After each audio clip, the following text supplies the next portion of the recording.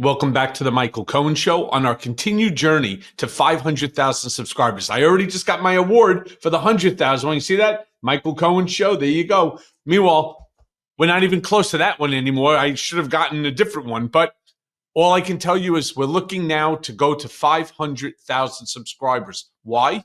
Because the chaos, it's just not stopping. So subscribe, watch, comment. I want your comments and share with your friends because, again, every single second of the day, there's something going on.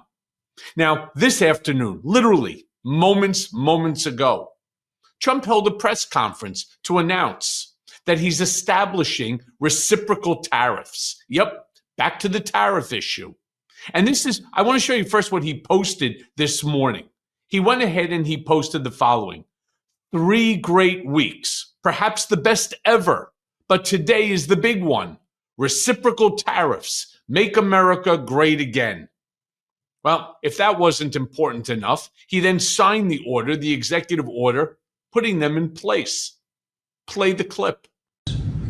And on trade, I have decided, for purposes of fairness, that I will charge a reciprocal tariff, meaning whatever countries charge the United States of America, we will charge them. No more, no less. In other words, they charge us a tax or tariff, and we charge them the exact same tax or tariff. Very simple.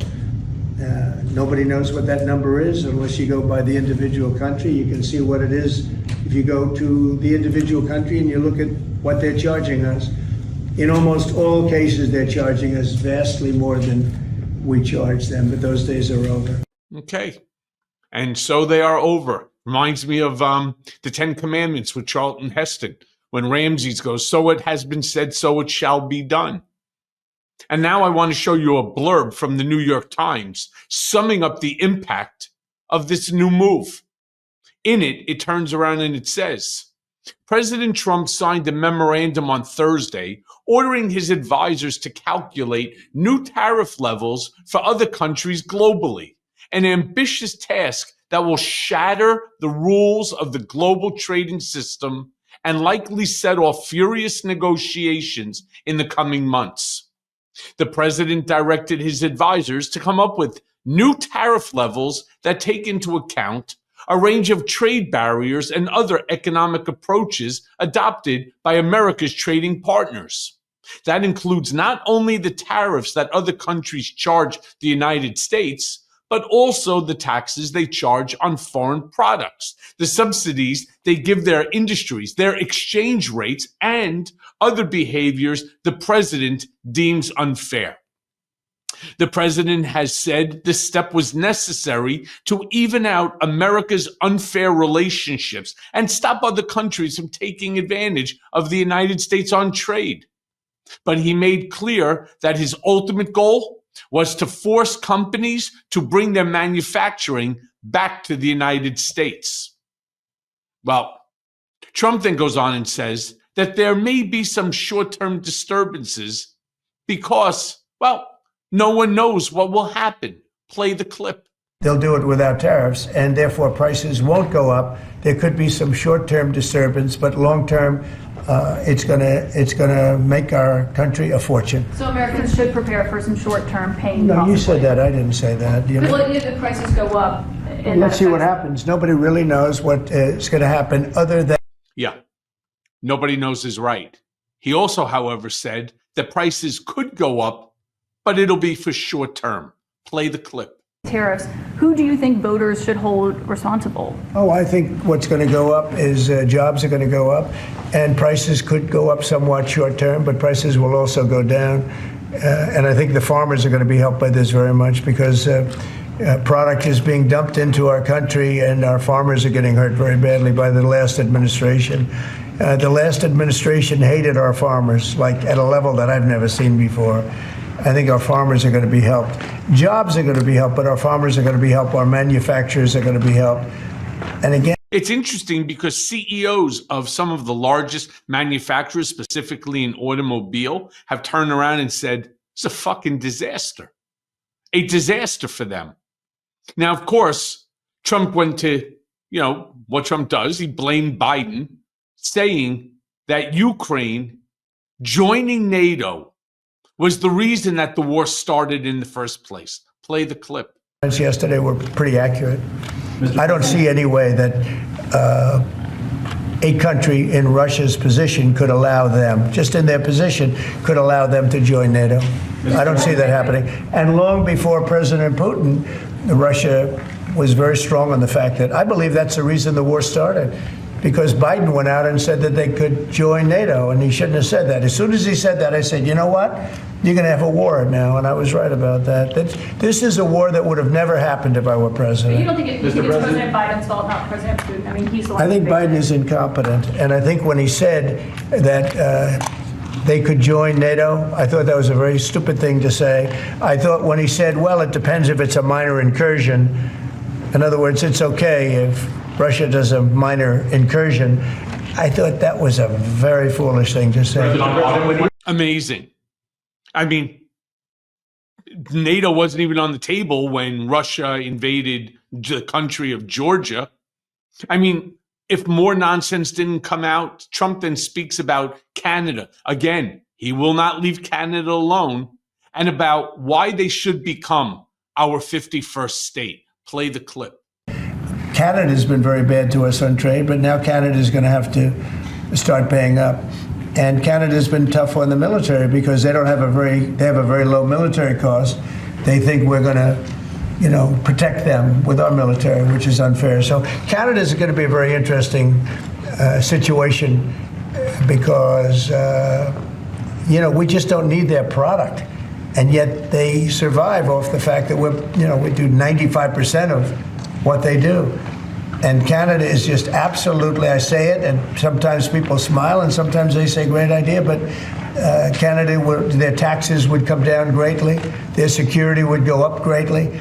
Amazing things happen to Canada, and really Canada in this particular, why would we pay $200 billion a year in subsidies to Canada when they're not a state? You do that for a state, but you don't do that for somebody else's country. So I think Canada is going to be a very serious contender to be our 51st state. Going with Canada, Yeah, I don't think so. And many of you know, because you've heard me say this so many times, half my family live in Toronto. But tomorrow's Mea Culpa, that's my podcast, the one with the blue background, the icon that has blue background. The episode is with Politics Girl, Lee McGowan, who happens to also be Canadian. And we have a truly, truly interesting conversation about what Trump is saying about Canada and about the possibility of Canada becoming America's 51st state. Now, the other day, Trudeau said that there was absolutely no chance in hell that Canada will become America's 51st state. Play that clip. I've said unequivocally from the beginning, there's not a snowball's chance in hell that Canada will ever be the 51st state. I mean, it's so absurd. I mean, listen, if hypothetically down the road it happens, boy, will I look stupid. But you know what? If it doesn't happen, look at the folks who are looking stupid, right? The ones that are right now running our country. Now, let's not put aside for a quick second that Elon Musk is top of everybody's mind. And Trump is then asked by the press about Elon and the potential conflicts that he has because of the way his companies interact with the United States government. Play the clip. Elon Musk and the efforts that he's undertaking with your authority. You granted him new authority this week. Will he secure any new government contracts while he is working on Doge? No, not if there's a conflict. If there's no conflict, I guess what difference does it make? But we won't let him do anything having to do with the conflict. Are you personally checking to make sure there's no conflicts of interest? Yeah, I am. He answers to you. Sure, he does. First of all, he wouldn't do it. And second of all, we're not going to let him do anything where there's a conflict of interest. Mr. President, your negotiations with the EU. Are you aware that without anybody knowing that there's a $400 million Tesla contract that has just recently been signed? I would like somebody to ask Trump, okay, I get it. Elon wouldn't do it, but you are absolutely checking on it. Can you just tell us how you're doing that? How are you checking on this? Now, lastly, I want to show you what Trump posted on Truth Social directly seconds after the presser was over. In it, he turns around and he writes, "On trade, I have decided for purposes of fairness that I will charge a reciprocal tariff, meaning whatever countries charge the United States of America, we will charge them, no more, no less.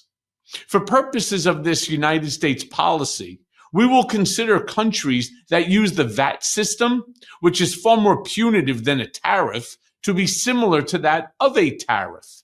Sending merchandise, product, or anything by any other name through another country for purposes of unfairly harming America will not be accepted.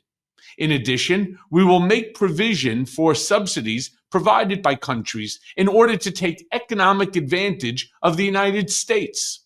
Likewise, provisions will be made for non-monetary tariffs and trade barriers that some countries charge in order to keep our product out of their domain, or if they do not even let U.S. business operate. We are able to accurately determine the cost of these non-monetary trade barriers.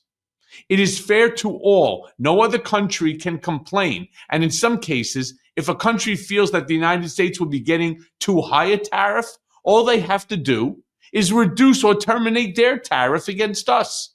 There are no tariffs if you manufacture or build your product in the United States."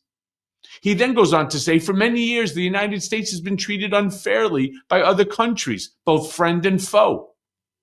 This system will immediately bring fairness and prosperity back into the previously complex and unfair system of trade. America has helped many countries throughout the years at great financial cost. It is now time that these countries remember this and treat us fairly. A level playing field for American workers. I have instructed my Secretary of State, Secretary of Commerce, Secretary of the Treasury, and United States trade representatives to do all work necessary to deliver reciprocity to our system of trade. Now, look, let me be clear about something. I'm not an economist. I do, however, read a lot, and 27 of 29 economists have all turned around and said that this tariff, this executive order by Trump on tariffs is going to create an economic situation that we have never seen before, that it is going to cause inflation, and that the amount of damage, the amount of money that American consumers are going to have to shell out of their pockets in order to buy things that they have become accustomed to buying is and will be staggering. Again, that's not coming from me.